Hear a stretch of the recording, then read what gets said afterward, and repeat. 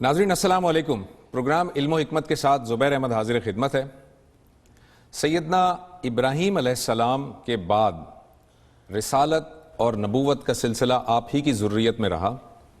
چنانچہ ہم دیکھتے ہیں کہ حضرت ابراہیم علیہ السلام کے بیٹے حضرت اسحاق علیہ السلام کی اولاد میں پے در پے اللہ تعالیٰ نے پیغمبر، اللہ تعالیٰ نے رسول بھیجے، اور ان رسولوں کو ہم بنی اسحاق یا بنی اسرائیل کے رسولوں سے یاد کرتے ہیں.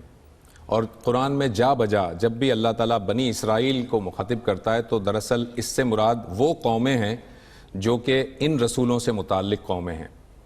ہم دیکھتے ہیں کہ بنی اسحاق کے جو رسول بھیجے گئے، جو نبی بھیجے گئے اس دنیا میں، ان کے جو اس سلسلے کے جو آخری پیغمبر ہیں وہ سیدنا مسیح علیہ السلام ہیں. اور اس کے بعد اللہ تعالیٰ نے حضرت اسماعیل علیہ السلام کی ذریت میں آخری پیغمبر جو بھیجے، جو کہ بنی اسماعیل میں سے آئے، وہ نبی اکرم صلی اللہ علیہ وآلہ وسلم ہیں.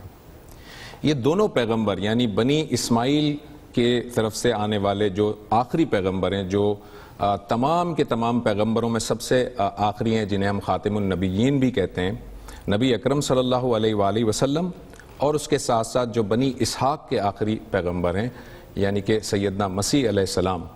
ان دونوں کی جو اتمام حجت کی جو باتیں ہیں، جو کہ رسولوں کے معاملے میں جو اللہ تعالیٰ کی عدالت کا جو ظہور ہوتا ہے، یہ دونوں کی تاریخ ہمیں نمایاں طور پر ہمیں ملتی ہے، اور ہم اس کا مشاہدہ کر سکتے ہیں، اسے دیکھ سکتے ہیں کہ اللہ تعالیٰ نے رسولوں کے انکار کرنے والوں کے ساتھ کیا معاملہ کیا، اور جو لوگ رسولوں کے ساتھی بنے ان کے ساتھ کیا معاملہ ہوا.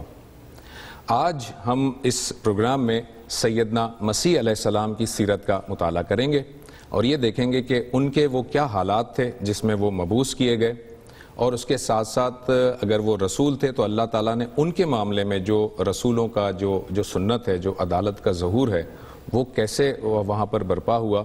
اور اس کے ساتھ ساتھ یہ بھی دیکھیں گے کہ یہ جو بنی اسرائیل ہیں، یہ جو اہل کتاب جو کہلاتے ہیں، یہ اہل کتاب کیا ہے اور ان سے مسلمانوں کے آپس میں تعلقات کی نوعیت کیا ہے. ان ساری باتوں کو آج کے ہم اس پروگرام میں زیر بحث لائیں گے. میرے ساتھ تشریف رکھتے ہیں جناب جاوید احمد غامدی صاحب. السلام علیکم جاوید صاحب. وعلیکم السلام.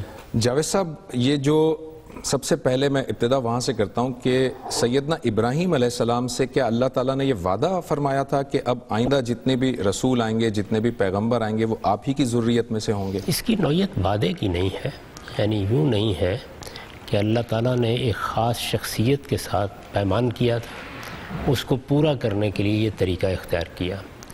یہ اللہ تعالیٰ کی اسکیم کا حصہ ہے. اچھا. نبوت اور رسالت ظاہر ہے کہ ایک ضرورت کے تحت وجود پذیر ہوئی ہے. اللہ تعالیٰ نے انسان کے اندر جو داعیات رکھے ہیں ان سب کا جواب اس دنیا میں دیا ہے. آپ کو پیاس لگتی ہے، آپ کو بھوک لگتی ہے، آپ کی جبلتوں کے تقاضے ہیں، ان کو پورا کرنے کے لیے اس کائنات کے پروردگار نے اور میرے اور آپ کے خالق نے غیر معمولی اہتمام کیا ہے. اسی نوعیت کا اہتمام انسان کی ہدایت کے لیے کیا گیا ہے. یعنی ہدایت اور اتمام حجت کا معاملہ بھی بالکل ایسے ہی ہے. قرآن مجید سے یہ معلوم ہوتا ہے کہ اللہ تعالیٰ نے ہماری فطرت میں ایک عہد ودیت کر دیا ہے، ہمارے اندر اخلاقی اصولوں کو الہام کر دیا ہے. فَأَلْهَمَهَا فُجُورَهَا وَتَقْوَاهَا. عہد الست کی داستان سورہ اعراف میں سنا دی گئی ہے.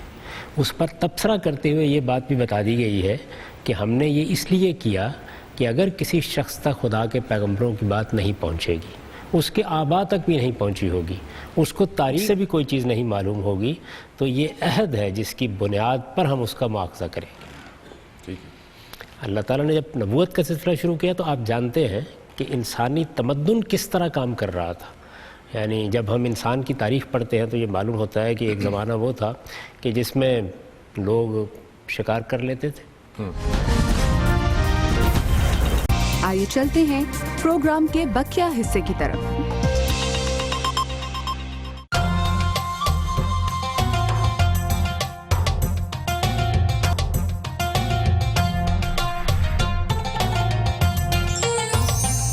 درختوں سے پھل اتار لیتے تھے، اس کو ہنٹرز گیدرز کا دور کہا جاتا ہے. اس کے بعد آہستہ آہستہ چھوٹے چھوٹے قبیلے بننے شروع ہوئے. ان کا معاملہ بھی یہ تھا کہ آپ کے پاس کچھ جانوروں کے گلے ہیں، آپ نے یہاں پڑاؤ ڈالا، آپ نے وہاں پڑاؤ ڈالا. پھر اس کے بعد زرعی تمدن شروع ہوا. یعنی دنیا میں تہذیب کی ابتدا اصل میں زرعی تمدن سے ہوئی ہے. ٹھیک ہے. لوگوں نے کاشت کرنا شروع کی, زمین کو ہموار کرنا شروع کیا, بنا لیا, نئی نئی فصلیں پیدا ہونی شروع ہوئیں. تو ان کی معیشت کی اس تبدیلی نے یہ موقع پیدا کیا کہ اب بستیاں وجود میں آئیں, اب قومیں وجود میں آئیں. وہ پہلا دور جتنا بھی گزرا ہے اس میں اللہ تعالیٰ نے یہ بتایا ہے کہ ہر قوم میں, ہر قبیلے میں, ہر بڑی بستی میں اللہ تعالیٰ نے اپنا ایک رسول مبعوث کیا. ٹھیک ہے. چنانچہ سورہ یونس میں بیان کیا ہے وَلِكُلِّ أُمَّةٍ الرَّسُولُ فَإِذَا جَاءَ رَسُولُهُمْ قُضِيَ بَيْنَهُمْ بِالْقِسْطِ وَهُمْ لَا يُظْلَمُونَ. یعنی ہر امت میں ہم رسول بھیجتے رہے, جب ان کا رسول آ جاتا تھا تو پھر ان کا فیصلہ کر دیا جاتا تھا اور کسی کے ساتھ کوئی ظلم نہیں کیا جاتا تھا. یہ پہلا دور ہے. زرعی تمدن کے بعد جب دنیا آہستہ آہستہ بستیوں میں بدلنا شروع ہوئی, بڑی بڑی سلطنتیں وجود میں آنے لگ گئیں, بڑی بڑی حکومتیں قائم ہونے لگ گئیں, تو اس موقع پر اللہ تعالیٰ نے پھر اپنی اسکیم کے دوسرے دور کو شروع کیا. ٹھیک ہے. وہ دوسرا دور کیا ہے؟ اس میں سیدنا ابراہیم علیہ السلام کی ذریت کا انتخاب کیا گیا. اور یہ اسکیم کا حصہ تھا, جیسے آپ یہ اسکیم کا حصہ تھا, ذریت کا انتخاب کیا گیا. اس کے لیے 2 علاقے بھی منتخب کیے گئے, ایک فلسطین کا علاقہ, دوسرا جزیرہ نماء عرب کا علاقہ. ٹھیک ہے. یہ دونوں علاقے اللہ تعالیٰ نے اپنی دعوت کے لیے خاص کر لیے ہیں. سیدنا ابراہیم علیہ السلام کے بارے میں آپ جانتے ہیں کہ ان کی بعثت عراق کے شہر ار میں ہوئی تھی. ٹھیک ہے. یہ وہ علاقہ ہے جس میں بابل کی سلطنت قائم ہوئی ہے. وہ ایک بہت باجبروت بادشاہ کے دور میں مبعوث ہوئے. انہوں نے اپنی قوم پر اتمام حجت کیا. وہ اللہ کے رسول تھے. اس کے نتیجے میں جس طرح باقی رسولوں کی قوموں کے اوپر عذاب آیا, ان کی قوم پر بھی عذاب آ گیا. چنانچہ سورہ توبہ میں جب اللہ تعالیٰ نے ان قوموں کا ذکر کیا ہے جن پر اللہ کا عذاب آیا, تو ان کی قوم کا ذکر بھی کیا ہے. ٹھیک ہے. وہاں سے جب وہ اپنا مشن پورا کر کے نکلے تو عام طور پر تو اللہ تعالیٰ کا طریقہ یہ ہے کہ جب کسی رسول کی قوم کا فیصلہ ہو جاتا ہے تو اللہ تعالیٰ رسول کو اٹھا لیتے ہیں. یعنی اگر اس کو کوئی ہجرت کی جگہ میسر نہیں ہے تو پھر ظاہر ہے کہ اس کی وفات ہو جائے گی. اس کو بطور اصول بھی قرآن مجید میں بیان کر دیا گیا ہے. اما نورینک بعد الذی نعدہم و نتوفینک. یعنی 2 ہی صورتیں ہوتی ہیں, یا یہ ہے کہ رسول کے سامنے اللہ تعالیٰ کی اس دینونت کا, اللہ تعالیٰ کی جزا و سزا کا ظہور ہو جاتا ہے, اور یا یہ ہوتا ہے کہ رسول کو اٹھا لیا جاتا ہے اور اس کے بعد اس دینونت کا ظہور ہوتا ہے. ٹھیک ہے. یعنی اسے وفات دے دی جاتی ہے. تو سیدنا ابراہیم علیہ السلام کی ذریت سے متعلق کیونکہ ایک دوسری اسکیم پیش نظر تھی, تو ان کو حکم دیا گیا کہ وہ اب اپنی ذریت کی ایک شاخ کو فلسطین میں آباد کریں. یہ علاقہ اس زمانے میں کنعان کہلاتا تھا. ٹھیک ہے. اور دوسری شاخ کو جزیرہ نما عرب میں آباد کریں. عرب ہمیشہ سے عربی کہلاتا رہا ہے. تو انہوں نے بنی اسحاق کو, یعنی اپنے بیٹے اسحاق کی اولاد کو کنعان میں آباد کیا. انہوں نے اپنے بیٹے اسماعیل کی اولاد کو ادھر آباد کیا, اور درمیان میں ایک بیر سبا کے نام سے علاقہ ہے جس میں اپنا مسکن بنا لیا. یہ درمیان کا ایک علاقہ ہے. وہ ادھر بھی رابطہ رکھتے تھے, ادھر بھی رابطہ رکھتے تھے. تو اس طریقے سے گویا اللہ تعالیٰ کی اسکیم کے تحت یہ چیز روبہ عمل ہونا شروع ہوئی کہ اب یہ 2 قومیں اٹھائی جائیں گی. ان 2 قوموں کے لیے جس علاقے کا انتخاب کیا گیا وہ زمین کے بالکل وسط میں تھا. یعنی اس زمانے کی جو زمین تھی, اس زمانے کی جو تہذیبیں تھیں, اس زمانے کی جو اقوام تھیں, ان کے لیے یہ بالکل ایک مرکزی علاقہ تھا. اس میں یروشلم میں ایک معبد تعمیر کرنے کا حکم دیا گیا. یہی صورتحال یہاں ہوئی. یعنی سیدنا ابراہیم علیہ السلام نے بیت الحرام کو تعمیر کیا. بیت الحرام کے بارے میں تو یہ بھی کہا جاتا ہے کہ وہ اس سے پہلے بھی معبدی کی صورت میں موجود تھا. سیدنا ابراہیم علیہ السلام نے اس کی تجدید کی, تعمیر نو کی. لیکن بہرحال یہ 2 معبد بنائے گئے. یہ معبد کون ہے؟ یہ توحید کے مرکز ہے. یوں سمجھ لیجئے کہ گویا پوری انسانیت کے لیے اللہ تعالیٰ کی توحید کی دعوت یہیں سے اٹھائی جائے گی. یہ چیز اللہ تعالیٰ کے پیش نظر تھی. تو پہلے بنی اسحاق کا انتخاب کر کے ان میں پے در پے اللہ نے نبی بھیجے, اور اس پوری امت کو, اس پورے گروہ کو یہ ذمہ داری دی کہ وہ خدا کی حجت دنیا پر پوری کرے, خدا کی شہادت دنیا پر قائم کرے, خدا کا پیغام دنیا کو پہنچائے. یہی چیز ہے جس کو اگر آپ قرآن مجید کی ابتدا سے اس کو پڑھیں تو سورہ بقرہ میں بڑی تفصیل سے بیان ہوئی ہے. سورہ بقرہ میں تمہید کی آیات کے فوراً بعد اللہ تعالیٰ نے بنی اسرائیل کو مخاطب کیا ہے, یعنی بنی اسحاق. ٹھیک ہے. اسرائیل حضرت یعقوب کا لقب ہے. صحیح. اور اسی وجہ سے ان کو بنی اسرائیل کہا جاتا ہے. وہ حضرت اسحاق کے بیٹے ہیں, حضرت یوسف کے والد ہیں. تو ان کو مخاطب کر کے اللہ تعالیٰ نے یہ کہا ہے کہ اے بنی اسرائیل میری اس نعمت کو یاد کرو جو میں نے تم پر کی تھی. وہ کیا نعمت ہے؟ کہ میں نے اپنی قوم کی حیثیت سے اپنی دعوت کے لیے تمہیں خاص کیا. انی فضلتکم علی العالمین، دنیا کی ساری قوموں میں سے تمہارا انتخاب کر کے تمہیں اس کام کے لیے منتخب کیا، گویا تمہیں فضیلت عطا فرمائی. ظاہر ہے کہ یہ ایک بہت بڑا مشن ہے. جس طرح اللہ تعالیٰ پہلے مرحلے میں انسانوں کے درمیان انفرادی طور پر انبیاء کا انتخاب کرتے رہے ہیں، اب گویا ایک قوم کا انتخاب کر لیا گیا. اسی کو سورہ آل عمران میں بیان کیا، ان اللہ اصطفیٰ آدم و نوحا و آل ابراہیم و آل عمران علی العالمین. یعنی اللہ تعالیٰ نے پہلے آدم اور نوح کی طرح انفرادی طور پر پیغمبروں کا انتخاب کیا، پھر پوری آل ابراہیم اور آل عمران یعنی حضرت مسیح کی قوم، ان کو اس منصب کے لیے منتخب کر لیا گیا. یہ جو استفاء و اجتباء ہے یہ در حقیقت قومی سطح کے اوپر گویا نبوت کے لیے انتخاب ہے. تو یہ چیز ہے جو اللہ کے ہاں روبہ عمل ہوئی ہے. اس میں کسی خاص شخص کے وعدے کا سوال نہیں ہے.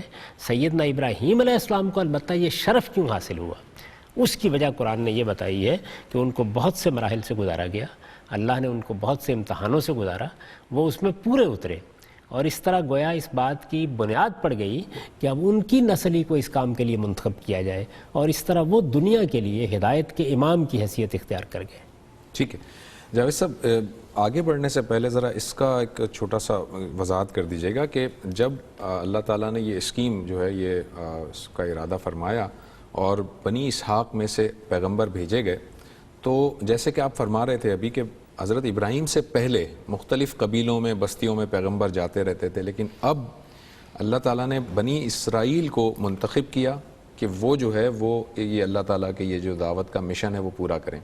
لیکن ہم دیکھتے ہیں کہ جو بنی اسرائیل ہیں وہ اپنے ہی قبیلے، اپنے ہی خاندان، اپنے ہی جو قوم کے لوگ ہیں ان کی طرف وہ رسول بھیجے گئے. تو اس طرف مثال کے طور پر یہاں جو بنی اسماعیل کے جو افراد ہیں جو کہ عرب میں آباد تھے، تو اس کا مطلب وہاں پر دعوت کے لیے اللہ تعالیٰ نے کوئی اہتمام نہیں فرمایا. نبی صلی اللہ علیہ وسلم جب آئے تب وہاں پر نبوت ہوئی، اس کے بیچ کا جو پیریڈ ہے وہ بالکل خالی رہا. یعنی اسکیم یہی تھی کہ پہلے مرحلے میں حضرت اسحاق کی اولاد کا انتخاب کیا جائے، ان کو موقع دیا جائے. یہ کم و بیش 2000 سال اس پہ گزرے ہیں. جی. یعنی سیدنا ابراہیم علیہ السلام کے بارے میں عام مورخین کی رائے یہی ہے کہ وہ کوئی 2100 قبل مسیح میں ہوئے. تو اس لحاظ سے 2000 سال کے قریب کا عرصہ انہی لوگوں کے پاس یہ منصب رہا، اور انہی کو اس بات کی ذمہ داری دی گئی کہ یہ نہ صرف یہ کہ خود خدا کے دین کو سمجھیں، اس کا نمونہ اپنی زندگی میں پیش کریں، بلکہ دنیا کے سامنے بھی اس کے داعی بن کر کھڑے ہوں. اور اس میں وہ زمانے آئے کہ جب انہوں نے دنیا بھر کی سلطنتوں کو دعوت دی، جیسے حضرت داؤد کا زمانہ ہے، حضرت سلیمان کا زمانہ ہے. یعنی وہ زمانے بھی ان کے ہاں آئے. جو کچھ خلفشار ان کے ہاں پیدا ہوا وہی خلفشار ہے کہ جس کے باعث پھر سیدنا مسیح علیہ السلام کے ذریعے سے اتمام حجت کر کے ان کے لیے سزا کا اعلان کر دیا گیا. اس کے بعد اللہ تعالیٰ نے پھر آخری نبوت کے لیے بنی اسماعیل کو مقرر کیا. یعنی بنی اسماعیل صحرائے عرب میں آباد رہے، وہ حضرت اسماعیل کی اولاد ہیں.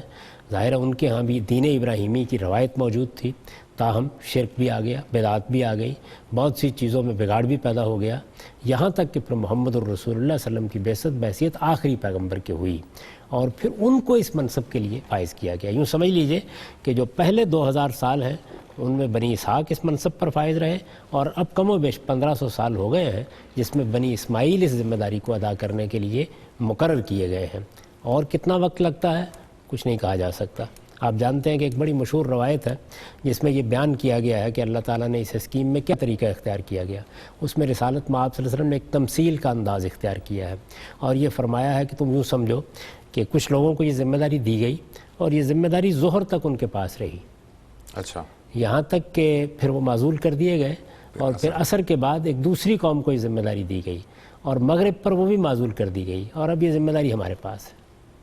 تھوڑا سا ہی وقت ہے، یعنی کہ وہ ظاہر تو اس سے اندازہ کیا جا سکتا ہے کہ یہ در حقیقت کم و بیش برابر ہی تقسیم کر دیا گیا ہے. یعنی 2000 سال کے قریب وہ اور 2000 سال کے قریب یہاں. ہو سکتا ہے یہ تو اللہ تعالیٰ کی اپنی اسکیم ہے، اس میں اندازہ ہی کیا جا سکتا ہے. ہم نہیں جانتے کہ کس وقت اللہ تعالیٰ کی طرف سے فیصلہ آ جائے گا، لیکن یہ طریقہ یہ اختیار کیا گیا کہ گویا 3 ادوار بن گئے. ایک پہلا دور وہ ہے کہ جس میں ہر قوم کی طرف رسول بھیجے گیا. دوسرا دور وہ ہے کہ جس میں ذریت ابراہیم کا انتخاب کیا گیا. ذریت ابراہیم کے پھر 2 دور پیدا ہو گئے یعنی ایک وہ جس میں بنی اسحاق اس منصب پر فائز رہے، اور دوسرا وہ کہ جس میں ان کی معزولی کے بعد پھر بنی اسماعیل اس منصب پر فائز کیے گئے، اور وہ اب قیامت تک اس منصب پر فائز رہیں گے۔ ٹھیک ہے، اچھا اب ہم دیکھتے ہیں، ذرا آتے ہیں سیدنا مسیح علیہ السلام کے ولادت پر۔ ہم دیکھتے ہیں کہ ان کا ایک معجزانہ طریقے سے ان کی ولادت ہوئی۔ کیا اللہ تعالیٰ نے اس کی کوئی حکمت بیان کی ہے کہ یہ اس طرح سے معجزانہ طریقے سے سیدنا مسیح علیہ السلام کی ولادت کے پیچھے کوئی ریزن تھی، یا اللہ نے ایسی کوئی بات حکمت بیان نہیں کی فرمائی ہے؟ اس کو ایک جملے میں قرآن مجید نے ادا کر دیا ہے۔ سیدنا مسیح علیہ السلام کو اصل میں زمین پر قیامت کی نشانی بنا دیا گیا ہے۔ انہ العلم للساعہ، اصل میں مسئلہ کیا ہے؟ ساری نبوت کی دعوت کا مسئلہ اصل میں قیامت ہی ہے۔ صحیح ہے، دیکھیے نا، جب آپ دین پیش کرتے ہیں، جب آپ دین پیش کرتے ہیں تو آپ بنیادی طور پر کیا کہتے ہیں؟ یہ کہتے ہیں کہ یہ دنیا عارضی ہے، اس کو ایک دن ختم ہو جانا ہے، ایک دن خدا کی بارگاہ میں پیشی ہونی ہے، ہم سب کو اس کے حضور میں حاضر ہونا ہے، اپنے اعمال کے لیے جواب دہ ہونا ہے۔ یہی چیز ہے نا جس کو لے کے اللہ کے پیغمبر آئے ہیں۔ یعنی پیغمبروں کی دعوت کو اگر آپ ایک لفظ میں بیان کریں تو وہ یہی ہے کہ وہ آخرت کی منادی کرتے ہیں۔ تو اس کے لیے اللہ تعالیٰ نے پے در پے وہ نشانیاں لوگوں کے سامنے رکھیں جس کے بعد انکار کی گنجائش نہ رہے۔ تو سیدنا مسیح علیہ السلام کے ساتھ یہ معاملہ ہوا کہ وہ چونکہ ایک ایسی قوم پر اتمام حجت کے لیے آئے تھے جس کو اللہ نے خاص منتخب کیا تھا، جس کو ایک بڑی ذمہ داری دی تھی، اور پھر وہ جیسے کہ خود بیان کرتے ہیں انجیلوں میں کہ گویا اب ان کے پاس ایک کلہاڑا ہے جو ایک قوم کی جڑوں پر رکھ دیا گیا ہے۔ اب یہ آخری فیصلہ ہے جو اس قوم کے بارے میں سنایا جانا ہے۔ وہ یہ کہتے ہیں کہ میں گھر کیسے بسا سکتا ہوں، میری تو پوری کی پوری قوم کے اوپر وہ افتاد آنے والی ہے کہ جو ایک تاریخی واقعہ بن جائے گی۔ ان سے پہلے حضرت یحییٰ ان کی منادی کرتے ہیں، تو اس لیے ان کے ساتھ بڑے غیر معمولی معجزات وابستہ کیے گئے تاکہ ایک قوم جو سرکش ہو چکی ہے، خدا سے بیگانہ ہو چکی ہے، جس کے پاس خدا کی ہدایت تھی اس نے اس کو پس پش ڈال دیا ہے، جو خدا کے قانون کو پس پش ڈال کر کھڑی ہو گئی ہے، اس قوم کے اوپر اللہ کی حجت اس درجے میں تمام ہو جائے کہ اس کے پاس کوئی عذر نہ رہے باقی۔ یوں سمجھ لیجئے کہ جن کو نبوت کے منصب پر فائز کیا گیا تھا یہ ان پر اتمام حجت کرنے کے لیے آ گئے۔ یعنی اس سے پہلے جو ہم رسولوں کی داستانیں پڑھتے ہیں جیسے کہ حضرت صالح ہیں، حضرت ہود ہیں، وہ اپنی اپنی قوم پر اتمام حجت کر رہے ہیں، اور ان کا معاملہ یہ ہے کہ جو قوم خود نبوت کے منصب کے لیے منتخب کی گئی ہے اس کے لیے خدا کا آخری فیصلہ بن کے آئے ہیں۔ تو یہ غیر معمولی اہتمام کیا گیا، اور اس لیے بھی کیا گیا کہ ان کی شخصیت کے ذریعے سے گویا خدا کی گواہی کو دنیا کی صفحات تاریخ پر ثبت کر دیا جائے، اور ایسا ہی ہوا ہی ہے۔ چنانچہ ان کی بن باپ کی پیدائش ہوئی، یہ ظاہر ہے غیر معمولی معاملہ تھا۔ ان کو جو معجزات دیے گئے وہ بھی اگر آپ دیکھیں تو بڑے غیر معمولی معجزات ہیں، قرآن مجید نے ان کو بیان کر دیا ہے۔ یعنی وہ ایک برس کے مریض کو درست کر دیتے ہیں، وہ مردوں کو زندہ کر دیتے ہیں، جہاں تک بیان کیا گیا۔ صحیح بات ہے۔ اچھا، انہوں نے گہوارے میں اپنی نبوت کا کلام کیا ہے۔ تو یہ سب باتیں قرآن مجید نے بیان کر کے یہ بتایا کہ اس درجے میں ہم نے حقیقت کو واضح کیا۔ اصل میں دیکھیے بات یہ ہے کہ علم سے، عقل سے اگر آپ بات نہیں سمجھیں گے تو پھر یہی چیز ہے نا کہ آپ کے سامنے کچھ پردے اٹھا دیے جائیں، کچھ حجابات اٹھا دیے جائیں۔ وہ حجابات کیسے اٹھتے ہیں؟ وہ خدا کی مائیت کا ظہور ہوتا ہے کسی شخص کے ساتھ، کسی قوم کے ساتھ۔ اسی چیز کو اصل میں دینونت یا جزا و سزا برپا کرنے کی تمہید کہا جاتا ہے۔ یعنی جب یہ ظہور ہو جاتا ہے تو پھر گویا اللہ کی حجت تمام ہو جاتی ہے۔ تو اتمام حجت کے لیے ان غیر معمولی چیزوں کا ظہور ناگزیر ہے کہ جس کے بعد پھر کسی کے پاس عذر نہ رہے، یعنی اندھے بھی مان لیں۔ اچھا جاوید صاحب، مگر ہم یہ جو آپ فرما رہے ہیں کہ وہ قوم جو ہے وہ ہٹ دھرم ہو گئی تھی، قوم نہیں مان رہی تھی، ایک بات جو کچھ سمجھ نہیں آتی وہ یہ کہ یہ سمجھا جاتا ہے کہ یہ جو بنی اسرائیل ہیں ان میں یہود ہیں اور نصارہ ہیں۔ یہود کے بارے میں یہ ایک عام تاثر ہے کہ وہ حضرت ابراہیم علیہ السلام سے لے کر اور عیسیٰ علیہ السلام کو چھوڑ کر باقی تمام پیغمبروں پر ایمان لاتے ہیں یہود، اور جو عیسائی ہیں وہ حضرت عیسیٰ پر بھی ایمان لاتے ہیں۔ اس کا مطلب یہود جیسے بھی تھے وہ حضرت موسیٰ سے یہ بھی کہتے تھے کہ تم اور تمہارا رب جا کر لڑو، لیکن وہ ایمان لاتے تھے، ہر ایک پر ایمان لاتے رہے۔ نبی صلی اللہ علیہ وسلم پر ایمان نہ لانے کی وجہ چلیں سمجھ میں آتی ہے، تعصب کی وجہ سے نہیں لائے کہ وہ بنی اسماعیل ہیں، مگر یہ سیدنا مسیح علیہ السلام تو تھے ہی بنی اسحاق میں سے، ان پر ایمان نہ لانے کی وجہ اور ضد کرنے کی وجہ کیا تھی؟ سب پہ ایمان لاتے جا رہے تھے، نافرمانی بھی کرتے تھے پر ایمان لا رہے تھے، ان پر ایمان نہ لانے کی وجہ؟ اچھا سوال آپ نے کیا، اور دیکھیے اس میں بڑی الجھنوں کا حل آپ کو مل جائے گا۔ کسی امت یا کسی قوم میں جب تک مذہبی پیشوائیت وجود میں نہیں آتی اس وقت تک دعوت دینا بھی آسان ہوتا ہے، بات پہنچانا بھی آسان ہوتا ہے، اس کے اندر کوئی تبدیلی لانی ہے تو وہ بھی بہت آسان ہوتی ہے۔ مذہبی پیشوا کیا کرتے ہیں؟ وہ اصل میں مذہب کی ایک خاص تعبیر کو اور اس کے خاص ظہور کو آخری حجت قرار دے دیتے ہیں۔ بنی اسرائیل کی اگر آپ تاریخ پڑھیں جی تو جب تک ان کے ہاں مذہبی پیشوائیت بطور ایک ادارے کے قائم نہیں ہوئی اس وقت تک معاملہ آسان رہا، ٹھیک ہے، نبی بھی آتے رہے، صحیح، مانے بھی جاتے رہے۔ جیسے ہی مذہبی پیشواؤں نے ہیکل کا نظم سنبھال لیا اس کے بعد پھر انہوں نے کسی کو چیلنج نہیں کرنے دیا۔ پھر وہ حادثات ہوئے جن میں پیغمبروں کو قتل کیا گیا ہے، قرآن مجید یہ کہتا ہے نا۔ رائٹ، پھر سیدنا یحییٰ علیہ السلام کے ساتھ جو کچھ ہوا وہ قرآن نے بھی بیان کر دیا ہے اور وہ بائبل میں بھی بیان ہو گیا ہے۔ یعنی انہی کے ایک بادشاہ کے کہنے پر آپ یہ جانتے ہیں بالکل صحیح ہے، کہ ان کا سر کاٹ کے رقاصہ کی خدمت میں پیش کر دیا گیا، اور بہت سے پیغمبروں کے ساتھ بھی انہوں نے یہ کیا۔ یعنی بعض پیغمبروں کو جلاوطن کر دیا گیا، بعض کو گھروں سے نکال دیا گیا، اور جیسے کہ میں نے عرض کیا بعض کو قتل تک کر دیا گیا۔ یہ صورت پھر پیدا ہو جاتی ہے۔ اس میں جو بنیادی کردار ادا کرتے ہیں وہ مذہبی پیشوا ادا کرتے ہیں۔ مذہبی پیشواؤں کا اس کا مطلب انانیت، ان کا تعصب، ظاہر ہے کہ جب وہ مذہب کے اصل نمبردار وہ ہوتے ہیں تو پھر کسی چیلنج کو گوارا نہیں کرتے۔ یعنی دین میں علم کی روایت، علمی روایت رہے تو کوئی مسئلہ نہیں ہوتا۔ دین کے علماء ہیں، دین کو جاننے والے لوگ ہیں، وہ اس اصول پر کھڑے ہیں کہ ہم نے ایک بات کو سمجھا ہے، دلیل کے ساتھ سمجھا ہے، اگر کوئی اس سے زیادہ بہتر بات سامنے آ جائے گی، کیونکہ آپ انسان ہیں نا، دین کی تعبیر کر رہے ہیں یا اس کو سمجھ رہے ہیں تو ہم اس کو قبول کر لیں گے۔ لیکن جب یہ چیز نہیں رہتی تو پھر ایک خاص طرح کی مذہبی روایت وجود میں آتی ہے، اس میں مذہبی پیشواؤں کی ایک خصوصی حیثیت مسلم ہو جاتی ہے۔ وہ پھر سمجھتے ہیں کہ دین وہ ہے جو ہم کہتے ہیں، دین کا ظہور وہ ہے جو ہماری ذات میں ہوا ہے، جن روایات کو ہم نے اختیار کیا ہے ان پر اب کسی قسم کی کوئی تنقید نہیں ہو سکتی۔ اس میں اس طرح کی تعبیریں پھر وجود میں آتی ہیں کہ یہ ہمارے جمہور کا مذہب ہے، اس بات کے اوپر تو ہمیشہ سے ہمارے آباء کا اجماع رہا ہے، یہ بات تو ہمیشہ سے مانی ہوئی ہے۔ یہ چیز جس جگہ پیدا ہو جاتی ہے، دیکھیے یہ مسیحیوں کے ہاں پیدا ہوئی، ان کے ہاں پاپائیت کا ادارہ وجود میں آ گیا، اب یہ کوئی آسان کام نہیں تھا کہ اس کو چیلنج کیا جائے۔ یہی چیز یہود کے ہاں بھی ہوئی، یہی چیز ہمارے ہاں بھی ہو چکی ہے۔ تو یہ جہاں بھی ہو جائے گی وہاں بہت بڑا مسئلہ پیدا ہو جاتا ہے کہ اب لوگوں کو دین کیسے بتایا جائے، کیونکہ دین کو بتانے سے پہلے آپ کو بہت سے فتووں کی زد میں اپنے آپ کو لانا ہوگا، اور اگر ان کے پاس اقتدار ہوگا، ان کے پاس طاقت ہوگی، اگر وہ آپ کو پھانسی چڑھا سکتے ہوں، سلیب دے سکتے ہوں تو اس سے دریغ نہیں کریں گے، وہ کر گزریں گے، وہ کر گزریں گے۔ چنانچہ اس موقع پہ اگر آپ دیکھیں تو جو رومی حکمران ہیں وہ سیدنا مسیح علیہ السلام سے کوئی اناد نہیں رکھتے۔ صحیح، یعنی ان کی سمجھ میں یہ بات نہیں آ رہی کہ پوری قوم ان کی کیوں مخالف ہو گئی ہے۔ صحیح بات ہے۔ اچھا پوری قوم بھی کہاں مخالف ہو گئی ہے؟ آپ اگر انجیلوں کو پڑھیں تو یہ معلوم ہوتا ہے کہ عام لوگ تو سیدنا مسیح علیہ السلام کے پیچھے پیچھے ہزاروں کی تعداد میں گلیوں میں نکل آتے ہیں، صحیح، وہ ان سے شفا حاصل کرتے ہیں، وہ ان کی باتیں سنتے ہیں، وہ ان کی تمثیلوں سے لذت اندوز ہوتے ہیں۔ یعنی حضرت مسیح علیہ السلام کو عام بنی اسرائیل نے رد نہیں کیا۔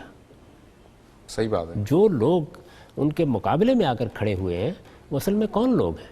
وہ مذہبی پیشوا ہیں، وہ سردار کاہن اور اس کے کارندے ہیں، وہ ان کے فقیہ اور ان کے فریسی ہیں، یہ لوگ ہیں۔ یعنی جو مذہبی دین کو گروہ جانتے تھے وہ ہیں، دین کو جانتے ہیں۔ اگر آپ انجیل کو پڑھیں تو انہی کو مخاطب کر رہے ہیں۔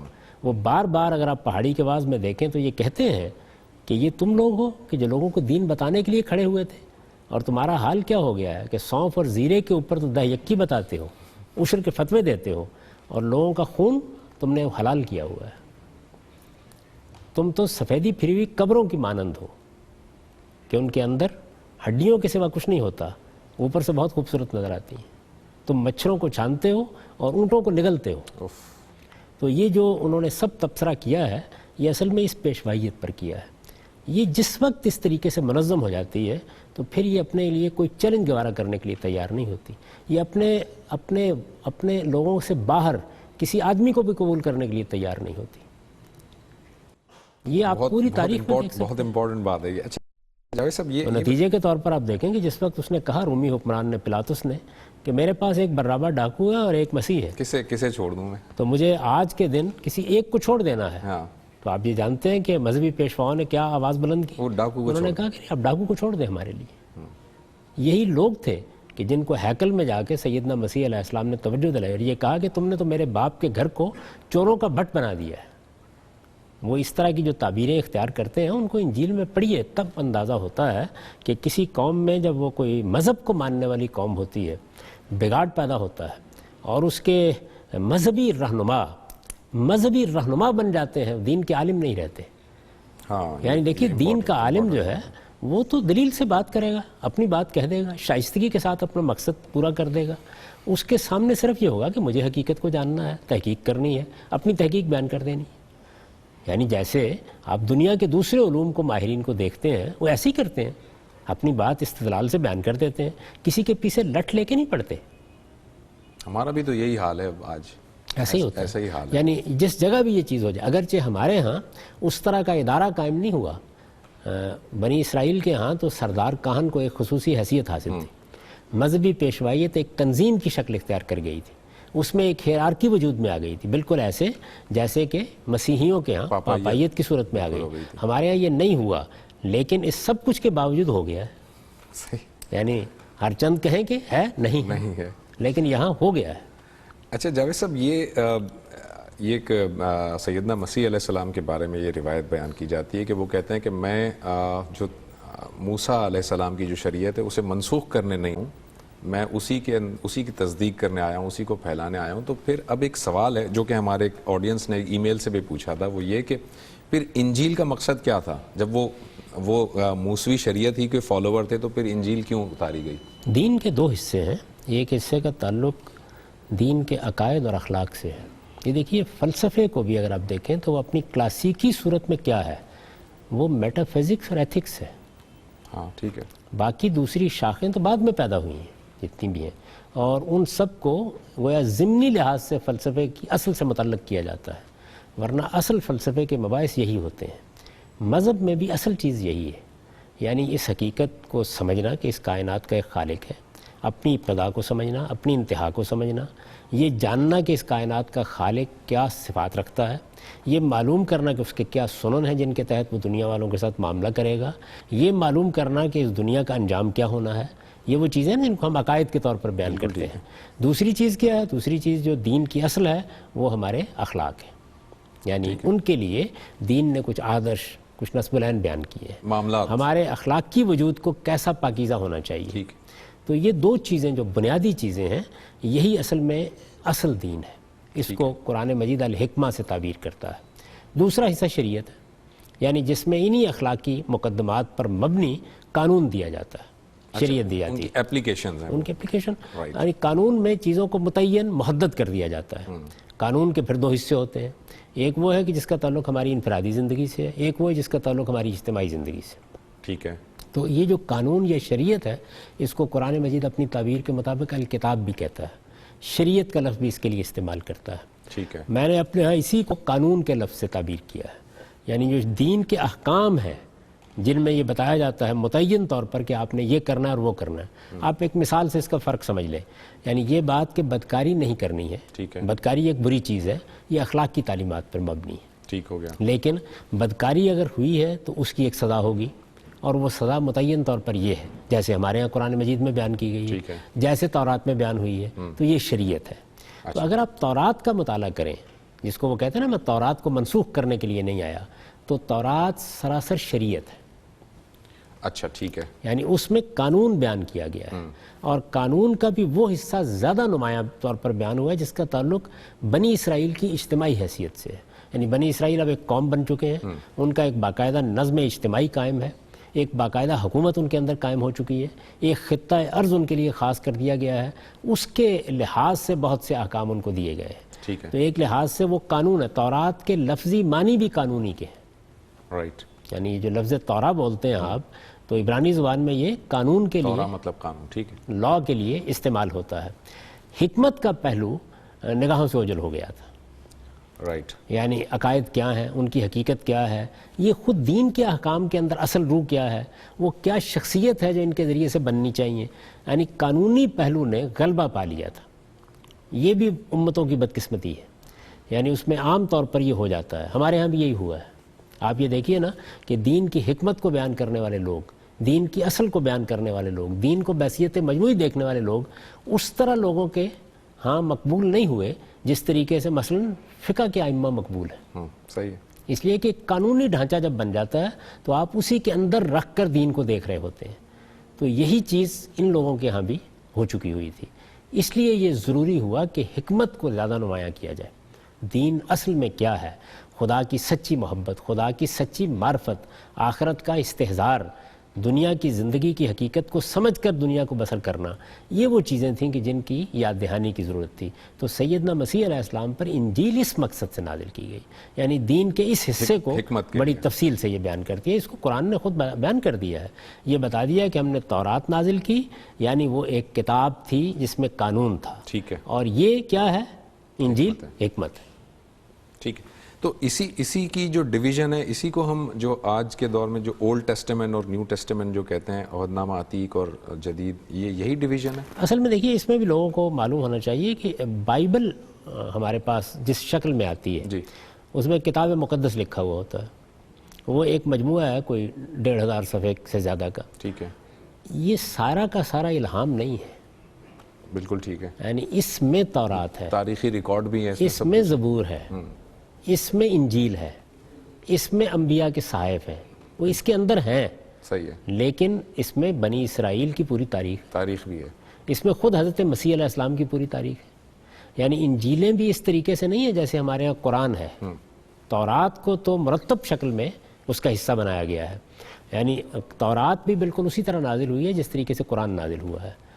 جس طرح قرآن مجید کے بارے میں ہم جانتے ہیں کہ اس کے تھوڑے تھوڑے حصے نازل ہوئے، صورتیں نازل ہوتی رہیں، یہاں تک کہ پھر اس کو ایک کتاب کی صورت میں مرتب کر دیا گیا. ٹھیک. قرآن مجید کی تاریخ یہی ہے. یہی تاریخ تورات بھی ہے.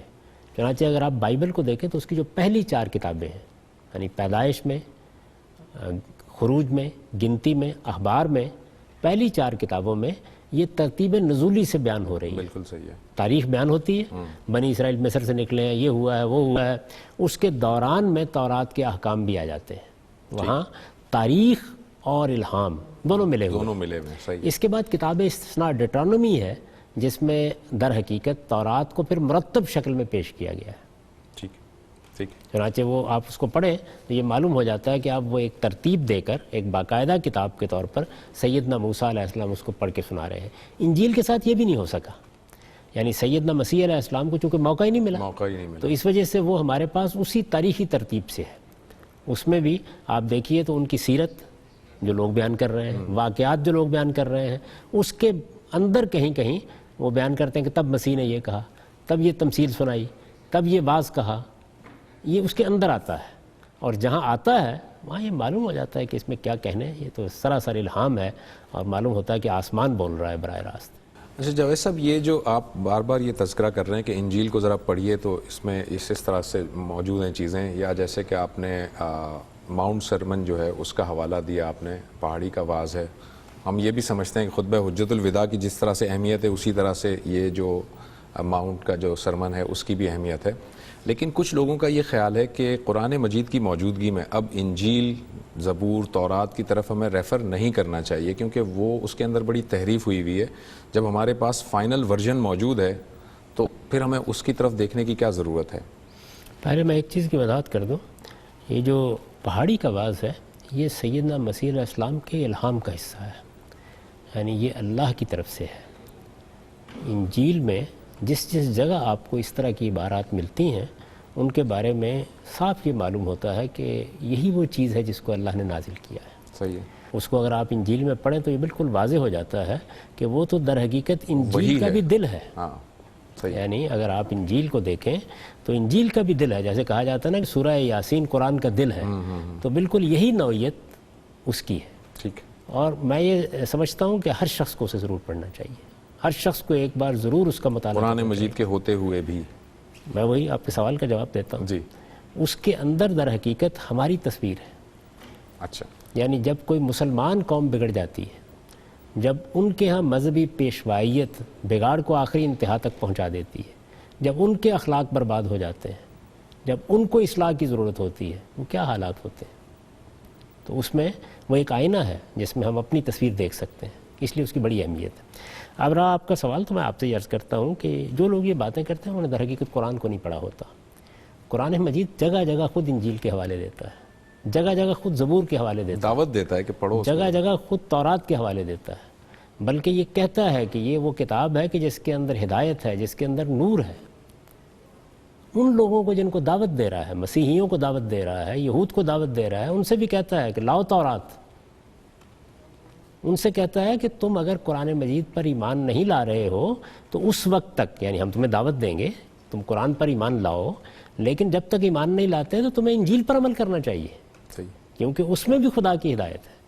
تو یہ کتابیں ہیں جن کا قرآن نے جگہ جگہ ذکر کیا ہے، قرآن مجید کا پس منظر ہے۔ قرآن مجید کا عام طریقہ یہ ہے کہ جس معاملے میں کوئی چیز تفصیل کے ساتھ تورات میں بیان ہو گئی ہے، یا انجیل میں بیان ہو گئی ہے، یا بائبل کی تاریخ میں بیان ہو گئی ہے، تو وہ اس کی تفصیل نہیں کرتا، اس کا مختصر حوالہ دے دے گا۔ آپ سورہ بقرہ ہی کو پڑھ لیجئے، اس میں جگہ جگہ بنی اسرائیل کی اسی تاریخ کے حوالے دیے گئے ہیں، ان کی تفصیل آپ کو وہیں سے معلوم ہوگی۔ تو یہ بالکل ٹھیک ہے کہ اب اللہ تعالیٰ کی ہدایت کا مستند ترین ذریعہ کیا ہے؟ وہ قرآن مجید ہے۔ ٹھیک، قرآن مجید فرقان ہے، قرآن مجید میزان ہے، قرآن مجید وہ آخری اتھارٹی ہے۔ قرآن مجید کی روشنی میں اب فیصلہ کیا جائے گا۔ انجیل پر بھی اس کی حکومت قائم ہے، تورات پر بھی اس کی حکومت قائم ہے، زبور پر بھی اس کی حکومت قائم ہے، جو کچھ اس کے بعد بیان کیا جاتا ہے اس پر بھی اس کی حکومت قائم ہے۔ ٹھیک ہے، لیکن یہ سب کچھ پڑھا جائے گا، پڑھا جائے گا، یہ معلوم کیا جائے گا، کیونکہ اس کو اگر آپ پڑھیں گے نہیں تو آپ اصل میں انبیاء کی پوری تاریخ سے واقف نہیں ہو سکتے۔ قرآن مجید نے ہمیں اصرار کے ساتھ یہ بتایا ہے کہ وہ کوئی نیا دین لے کر نہیں آیا، یہ وہی دین ہے کہ جو سب نبیوں کا دین ہے۔ شرع لکم من الدین ما وصی بہ نوحا والذی اوحینا الیک وما وصینا بہ ابراہیم وموسیٰ وعیسیٰ ان اقیموا الدین ولا تتفرقوا فیہ۔ تو یہ دین ایک ہی دین ہے جو سب پیغمبروں کو دیا گیا ہے۔ ہمیں تعلیم دی گئی ہے کہ لا نفرق بین احد من رسلہ، بالکل صحیح ہے، ہم اللہ کے پیغمبروں میں کوئی تفریق نہیں کرتے۔ اس وجہ سے مجھے کہنے کی اجازت دیجیے کہ تورات بھی میری کتاب ہے، زبور بھی میری کتاب ہے، انجیل بھی میری کتاب ہے، قرآن بھی میری کتاب ہے۔ صرف اس فرق کو ملحوظ رکھنا چاہیے کہ یہ کتابیں ہمارے پاس آج ان کے اصل متن کے ساتھ موجود نہیں ہیں، ٹھیک ہے، ان کے تراجم ہیں۔ یعنی ان کے جو بھی چیز کو اگر میں پرکھوں گا تو کسوٹی میری قرآن ہوگی، قرآن کی کسوٹی کی حیثیت قرآن کو حاصل ہوگی، مہیمن وہ ہے۔ ٹھیک، قرآن مجید نے جو تعبیر اختیار کی ہے اس معاملے میں، مہیمن علیہ، صحیح، یعنی یہ گویا نگران ہے۔ ٹھیک ہے، تو اس کی روشنی میں ہم دیکھیں گے، اور جہاں کہیں کوئی اختلاف ہوگا، اور میں آپ سے یہ بھی عرض کر دوں کہ وہ چند مقامات ہیں کہ جن میں یہ چیز ہمارے سامنے آتی ہے، ٹھیک ہے، ورنہ جو تعلیم ان میں بیان کی گئی ہے وہ وہی تعلیم ہے۔ وہی تعلیم، یعنی آپ توحید کی عبارات پڑھیے کبھی تورات میں، آپ کبھی زبور میں اللہ تعالیٰ کی معرفت کی دعائیں دیکھیے اور مناجاتیں دیکھیے، تو آپ کی روح وجد میں آ جائے گی، کیا اعلیٰ کلام ہے۔ وہ لوگ جو اس طرح کی باتیں کرتے ہیں انہوں نے اپنے آپ کو بہت بڑی چیز سے محروم کر رکھا ہوا ہے۔ تو ان سب کو پڑھنا چاہیے، لیکن قرآن مجید کی روشنی میں۔ اور یہ بات کسی مذہبی تعصب کی بنیاد پر میں نہیں کہہ رہا، ہمارے پاس اللہ تعالیٰ کی طرف سے جو کچھ آیا ہے اس میں قرآن مجید ہی اپنی اصل زبان میں ہمارے پاس موجود ہے، ٹھیک ہے، اور جب اصل زبان میں ہے اور آخری کتاب بھی وہی ہے، تو یہ دونوں چیزیں مل کر اسی کو اتھارٹی دیتی ہیں۔ عقل اور علم کا تقاضا بھی یہی ہے، اور اس نے اعلان بھی یہ کر دیا ہے کہ وہ میزان اور فرقان ہے، اور اس لیے نازل کیا گیا لیقوم الناس بالقسط، تاکہ لوگ دین کے معاملے میں ٹھیک انصاف پر قائم ہو جائیں۔ ٹھیک۔ جاوید صاحب، ایک امپورٹنٹ اب سوال یہ، دو سوالات ہیں جو امپورٹنٹ ہیں۔ پہلا سوال یہ ہے کہ آپ کے معاملے میں، سیدنا مسیح علیہ السلام کے معاملے میں اللہ تعالیٰ نے اپنی عدالت کا ظہور کیسے فرمایا؟ یہ سیدنا مسیح علیہ السلام کے بارے میں ابھی عرض کر چکا کہ ان کو آپ ان قوموں پر قیاس نہ کریں جو انفرادی نبوت کے دور میں ہوئی، جیسے قوم ہود ہے، جیسے مثال کے طور پر قوم سمود ہے، جیسے فرعون کی قوم ہے، جیسے قوم لوط ہے۔ یہ بنی اسرائیل ہے، ٹھیک ہے، یہ خدا کی منتخب قوم ہے۔ رائٹ، وَلَقَدْ اخْتَرْنَاهُمْ عَلَىٰ عِلْمٍ عَلَى الْعَالَمِينَ، قرآن مجید یہ کہتا ہے کہ ہم نے علی علم ان کا انتخاب کیا ہے کہ دنیا میں یہ ہماری دعوت کے علمبردار بن کے ممتاز قوم ہے یہ کوئی معمولی قوم نہیں ہے، یہ عام قوموں میں سے ایک قوم نہیں ہے۔ تو سیدنا مسیح علیہ السلام نے جب ان کے اوپر اتمام حجت کر دیا تو اس کے بعد اللہ تعالیٰ نے ان کے لیے بھی سزا کا اعلان کیا، ٹھیک ہے، یعنی جس طریقے سے رسولوں کے منکرین کے لیے سزا کا اعلان کیا جاتا ہے۔ اب جزا و سزا کی نوعیت ان کے معاملے میں دوسری اقوام سے مختلف کیوں ہو گئی؟ پہلے اس قانون کو سمجھ لیجئے وہ کیا ہے۔ میں نے یہ عرض کیا کہ قانون یہ ہے کہ اگر تو اللہ کے رسول کے ساتھ بہت سے لوگ ہوں گے تو عذاب ان کی تلواروں سے آئے گا، ٹھیک ہے، جیسے کہ رسالت میں آپ صلی اللہ علیہ وسلم کے بارے میں ہوا، ٹھیک ہے، یعذبہم اللہ بایدیکم. اور اگر زیادہ نہیں ہوں گے رسول کو اٹھا لیا جائے گا، پھر آسمان سے عذاب آئے گا. صحیح. یہ تو دو صورتیں ہیں. اچھا، اس کے بعد ایک تیسری چیز یہ پیدا ہوتی ہے کہ کیا رسول کی موجودگی میں آئے گا؟ تو قرآن نے بطور اصول یہ بیان کر دیا، جیسے کہ میں اس سے پہلے بھی آپ کو یہ آیت سنا چکا ہوں کہ اما نرینک بعض الذی نعدہم اور نتوفینک. خود رسالت میں آپ صلی اللہ علیہ وسلم کے بارے میں بھی یہی کہا، سورہ زخرف میں کہا فَإِمَّا نَذْهَبَنَّ بِكَ، یا ہم آپ کو لے جائیں گے اور یا پھر جس چیز کا ہم نے ان سے وعدہ کیا ہے وہ آپ کو دکھا دیں گے. اور اس میں بعض الذی نعدہم یعنی اس کا کچھ حصہ آپ کو دکھا دیں گے، کچھ حصہ بعد میں ظہور پذیر ہوتا رہے گا. یہ اللہ تعالیٰ کا قانون ہے. سیدنا مسیح علیہ السلام کے معاملے میں اب ایک اور پہلو یہ پیدا ہوتا ہے کہ جو سزا دی جائے گی منکرین کو، جو سزا دی جائے گی، کیا وہ ایک ہی سزا ہوگی؟ قرآن نے یہ بتا دیا کہ نہیں، اس سزا میں بھی فرق کیا گیا ہے. اگر تو منکرین مشرکین ہیں، جن کو قرآن اپنی اصطلاح میں مشرکین کہتا ہے، یعنی شرک کو انہوں نے مذہب کے طور پر اختیار کیا ہوا ہے. ایک یہ ہے کہ کوئی قوم شرک کرتی ہے لیکن ماننے کے لیے تیار نہیں ٹھیک ہے، لیکن شرک کو بطور مذہب اختیار کیا ہوا ہے تو پھر انہیں موت کی سزا دی جاتی ہے. لیکن اگر ایسا نہیں ہے تو پھر محکومی کی سزا دی جاتی ہے. ٹھیک، یعنی جو سزا ہے وہ بھی یہ ہے. یہی دیکھیے جو قاعدہ یہاں ہے، یعنی اگر کوئی شرک کو بطور دین اختیار کیے ہوئے ہے اور نہیں اختیار کیے ہوئے تو فرق کیا گیا. یہی فرق آخرت میں بھی کیا گیا. اس لیے کہ یہ جو دینونت اور جزا و سزا ہے جو یہاں ظاہر ہوتی ہے رسولوں کے اتمام حجت کے بعد، اسی کا ظہور وہاں بھی ہونا ہے. تو وہاں بھی یہ کہا گیا ہے نا کہ ان اللہ لا یغفر ان یشرک بہ، اللہ اس کو نہیں معاف کرے گا کہ اس کے ساتھ شرک کیا جائے. وہ یغفر ما دون ذالک، اس کے نیچے جس کے لیے جو چاہے گا معاف کر دے گا. تو اللہ تعالیٰ کے ہاں سزا میں یہ فرق کیا جاتا ہے. چنانچہ رسالت میں آپ صلی اللہ علیہ وسلم کے معاملے میں بھی یہی ہوا. یعنی جو مشرکین تھے ان کے لیے سورہ توبہ میں موت کی سزا کا اعلان کیا گیا، اور جو اہل کتاب تھے وہ ظاہر ہے کہ شرک کو دین کے طور پر اختیار نہیں کیے ہوئے ہیں تو ان کے بارے میں محکومی کی سزا کا اعلان کیا گیا. تو بنی اسرائیل کا معاملہ بھی یہ ہے کہ وہ شرک کو بطور دین نہیں اختیار کیے ہوئے، اس وجہ سے ان کے لیے بھی محکومی کی سزا کا اعلان کیا گیا. اور یہ سزا ان کو اللہ تعالیٰ نے اپنے ان بندوں کے ذریعے سے دلوائی جن کے بارے میں قرآن نے یہ تعبیر اختیار کی ہے کہ عباد لی اولی باسن شدید. یعنی جیسے ہی سیدنا مسیح علیہ السلام کے بارے میں یہ فیصلہ کر دیا گیا کہ ان کو اٹھا لیا جائے گا، جیسے کہ قرآن نے بیان کیا، یعنی یا نورینہ کا ہوگا یا نتوفینہ کا ہوگا. تو ان کی وفات کا جب فیصلہ ہو گیا، ان کو اٹھا لیا گیا، تو اس کے فوراً بعد آپ دیکھتے ہیں یعنی کوئی 10-15 سال ہی گزرے ہیں کہ پھر رومیوں نے آ کر بالکل اینٹ سے اینٹ بجا دی یروشلم. یعنی رومی حکمران تیتس نے جس طریقے سے پھر برباد کیا ہے تو گویا خدا کا عذاب اور قہر تھا جو ٹوٹ پڑا. اس کی نوعیت بالکل وہی تھی جس کو اقبال نے بیان کیا نا کہ اللہ کے نشتر ہیں تیمور ہو یا چنگیز. تو اللہ تعالیٰ ان کو اٹھا کے لایا اور پھر ان کو سزا دی. تو ایک پہلو سزا کا ہوتا ہے، محکومی کی سزا دے دی گئی، یہ غلام قیامت رہے گی، نکال لیے گئے. یعنی ایک یہ کیا گیا. دوسری جانب یہ اعلان کر دیا گیا کہ بتدریج قیامت تک کے لیے مسیح کے ماننے والوں کا ان پر غلبہ قائم ہو جائے گا. چنانچہ دیکھیے کہ اس دینونت کو قرآن مجید نے کیا شاندار الفاظ میں بیان کیا ہے. یہ کہا انی متوفیک، میں آپ کو وفات دوں گا. بالکل صحیح ہے. انی متوفیک ورافعک الیہ، اپنے پاس لے جاؤں گا. ومطہرک من الذین کفروا، ان منکروں سے آپ کو الگ کر دوں گا، نجات دے دوں گا. مطہرک من الذین کفروا وجاعل الذین اتبعوک فوق الذین کفروا الی یوم القیامہ، اور قیامت کے دن تک تیرے ماننے والوں کو ان منکرین پر غلبہ دیے رکھوں گا. یہ وہ دینونت ہے، یہ وہ جزا و سزا ہے جس کا ظہور قیامت تک کے لیے ہو گیا ہے.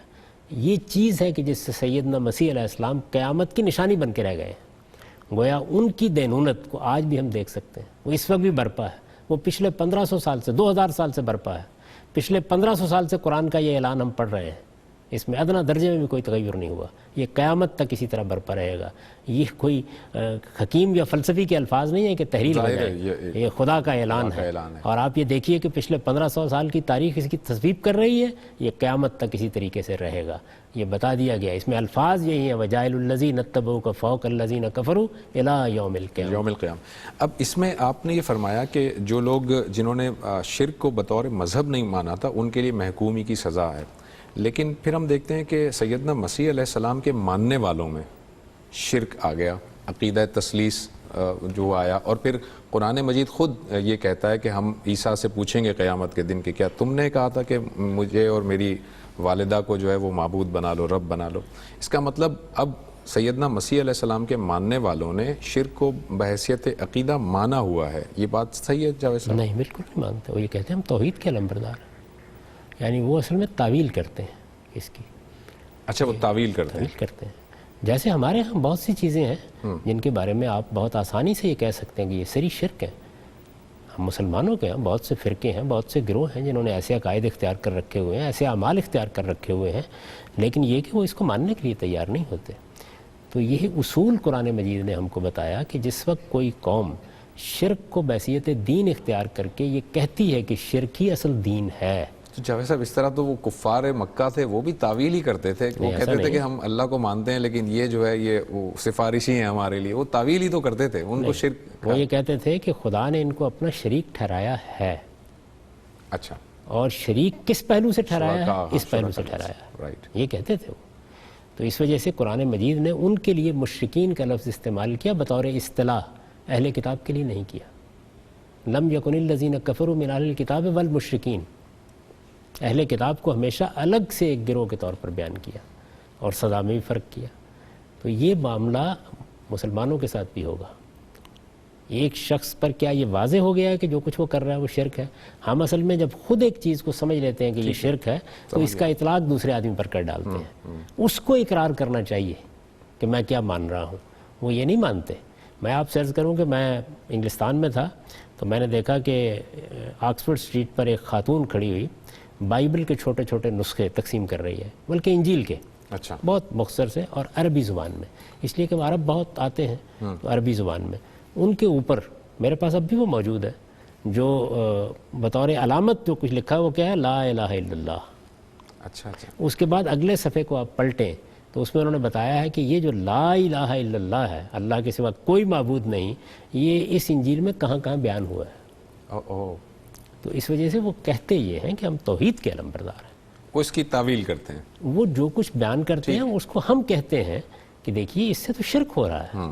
یہ تو آپ نے خدا کی ذات میں شریک ٹھہرا دیا، یہ خدا کی صفات میں شریک ٹھہرا دیا. یہ ہم کہہ رہے ہیں یا قرآن کہہ رہا ہے، لیکن وہ اس کو ماننے کے لیے تیار نہیں. اگر وہ اس کو تسلیم کر لیں تو پھر تو اگلے دن غائب ہو جائیں گے اس سے. ٹھیک. جاوید صاحب، آخری ایک سوال وہ یہ ہے کہ اب بحیثیت مسلمان ہمارا اہل کتاب کے ساتھ کیسا رویہ، کیسا تعلق ہونا چاہیے؟ یہ کہا جاتا ہے کہ یہود و نصارہ تمہارے دوست نہیں ہیں، لیکن دوسری جانب ان کی عورتوں کے ساتھ نکاح کی اجازت بھی ہے. تو یہ بات کچھ کنفیوز کر رہی ہے، اس کی ذرا وضاحت کر دیجیے گا.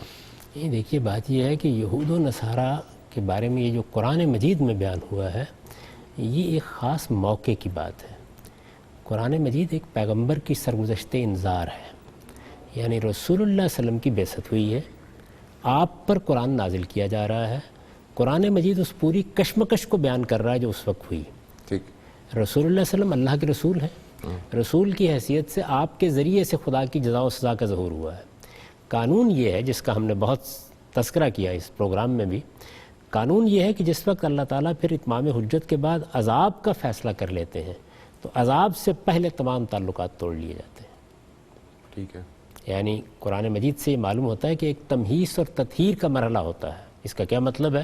مطلب یہ ہے کہ اب الگ الگ کیا جا رہا ہے. عذاب آنا ہے نا. جیسے سیدنا نوح علیہ السلام کی قوم پر عذاب کا فیصلہ ہو گیا تو ان سے کہا گیا کشتی بنائیے، اہل ایمان اس میں اب سوار ہوں گے. ٹھیک ہے. یہاں تک کہ ان کا بیٹا بھی سوار ہونے کے لیے تیار نہیں ہوا. یہ تطہیر کا عمل ہے کہ پہلے الگ ہونا چاہیے. یعنی یہ کوئی عام زلزلہ نہیں ہوتا، یہ عام طوفان نہیں ہوتا کہ جو آئے گا تو نیک و بد کو بہا لے جائے گا. اس میں پہلے یہ فیصلہ کیا جاتا ہے کہ الگ کر دینا ہے. چنانچہ ایمان والے الگ کر لیے جاتے ہیں، منکرین الگ کر لیے جاتے ہیں، منافقین الگ کر لیے جاتے ہیں. یہ تطہیر اور تمہیز کا عمل ہے جس کو آپ مثلا سورہ آل عمران میں پڑھتے ہیں. ٹھیک ہے. جس کو آپ سورہ نساء میں پڑھتے ہیں، جس کو آپ سورہ توبہ میں بھی پڑھتے ہیں. تو تطہیر اور تمہیز کا الگ الگ کرنے کا یہ عمل جب مکمل ہو جاتا ہے تو پھر یہ کہا جاتا ہے کہ اب حجت تمام ہو گئی، اللہ کے عذاب کے لیے اب آخری سور پھونکا جانے والا ہے. اس وجہ سے تمام لوگ اب ان کے ساتھ تعلقات توڑ لیں. ٹھیک ہے. تو یہ ترک موالات یا تعلقات کا توڑ لینا یہ ایک خاص مرحلے کی چیز ہے. یہ بالکل ایسے ہی ہے. آپ اس کو ایک سادہ مثال سے سمجھیے. عام حالات میں ہم اپنے ہمسایوں کے ساتھ بہت اچھے تعلقات رکھتے ہیں, ملتے ہیں, ملاتے ہیں. یعنی مذہبی اختلاف بھی ہو سکتا ہے, قومی اختلاف بھی ہو سکتا ہے, سیاسی اختلاف بھی ہو سکتا ہے, لیکن اس سب کچھ کے باوجود ہم ہمسایوں کے ساتھ اچھے تعلقات رکھتے ہیں. صحیح. ملکوں کا بھی معاملہ یہی ہوتا ہے. صحیح. لیکن اگر فرض کر لیجئے کہ دو ملک برسر جنگ ہو جائیں تو پھر سفارتی تعلقات پھر ہر طرح کے تعلقات منقطع ہو جاتے ہیں. تو یہ اس مرحلے پر اللہ تعالیٰ کی طرف سے جب دینونت کا اظہار ہوتا ہے تو تعلقات منقطع کر لیے جاتے ہیں. اس مرحلے میں کئی اقدامات کیے گئے. مثال کے طور پر یہ کہ اب لوگوں کا ملنا جلنا تھا, کاروبار کرتے تھے, ملتے ملاتے تھے, تو یہ کہا گیا کہ تعلقات, اس نوعیت کے تعلقات ختم کر لیے جائیں. سوائے کوئی نیکی کا معاملہ یا خیر کا معاملہ ہو, باقی ہر تعلق توڑ لیا جائے. پھر یہ بتایا گیا کہ مسلمانوں کے مفاد کے خلاف تو کوئی تعلق رکھنے کا سوال ہی پیدا نہیں ہوتا. مشرکین کے بارے میں یہ بتا دیا گیا کہ ان کی جو عورتیں بھی تمہارے گھروں میں ہیں ان کے ساتھ نکاح ختم کر دیا جائے اور ان کو واپس بھیج دیا جائے. اسی طریقے سے جو میراث کا تعلق قائم ہوتا ہے, ایک آدمی مر گیا, اس کا بھی خاتمہ کر دیا گیا. اور یہ بتا دیا گیا کہ ان منکرین میں سے اب کوئی نہ کسی مسلمان کا وارث ہوگا, نہ کوئی مسلمان ان میں سے کسی منکرین کی وراثت پائے گا. تو یہ سارے تعلقات کے خاتمے کی ایک جگہ ہے. اس کا تعلق اس دنیا میں جو اس وقت یہود و نصارہ ہیں ان سے کوئی تعلق نہیں. ٹھیک. ان کے ساتھ ہمارا معاملہ عام اصولوں کے مطابق ہوگا. ہم اپنے پاس ایک دعوت رکھتے ہیں, ایک پیغام رکھتے ہیں, ہم یہ پیغام ان کو پہنچائیں گے, یہ دعوت ان تک پہنچائیں گے, عام دنیوی تعلقات بھی رکھیں گے, اور یہ سب معاملات اسی طریقے سے انجام دیں گے. تو اس کو قرآن مجید نے جگہ جگہ بڑی وضاحت کے ساتھ بیان کر دیا ہے. لوگ اصل میں کرتے یہ ہیں کہ جس سیاق میں, جس کانٹیکسٹ میں بات کہی جا رہی ہوتی ہے اس کو وہاں سے اٹھاتے ہیں اور اٹھا کر ایک جملہ لوگوں کے سامنے بیان کرنا شروع کر دیتے ہیں. تو یہ ایسا نہیں ہے. لا تتخذوا اليہود والنصارى یہ کوئی عمومی حکم نہیں ہے, بلکہ ایک خاص موقع کے اوپر اللہ تعالیٰ کی طرف سے یہ اعلان ہے. یہ اس وقت کیا گیا, اور ظاہر ہے کہ اللہ ہی یہ اعلان کر سکتا تھا. اس نے تعلقات توڑنے کے لیے اس وقت کہا, وہ توڑ لیے گئے. ٹھیک. اب اس کے بعد اس کا کوئی سوال نہیں. Right. Thank you very much Javed صاحب, بہت بہت شکریہ آپ کا. ناظرین, ہم نے آج سیدنا مسیح علیہ السلام کی سیرت کے اوپر بات کی اور ان کے بہت سارے پہلوؤں کا جائزہ لیا. ہو سکتا ہے کہ بہت سارے ایسے سوالات ہوں جو آپ کے ذہنوں میں ہوں, وقت کی کمی کے باعث میں انہیں ٹیک اپ نہیں کر سکا. آپ اپنے سوالات اس ای میل ایڈریس پر ہم سے بھیج سکتے ہیں, ہمیں رابطہ کر سکتے ہیں ih@dunyatv.tv, اور آپ کے سوالات ہم کسی اور پروگرام میں, جو متفرق سوال و جواب کے پروگرامز ہوتے ہیں, ان میں ہم ٹیک اپ کریں گے. اگلے پروگرام تک کے لیے زبیر احمد کو اجازت دیجیے. اللہ حافظ.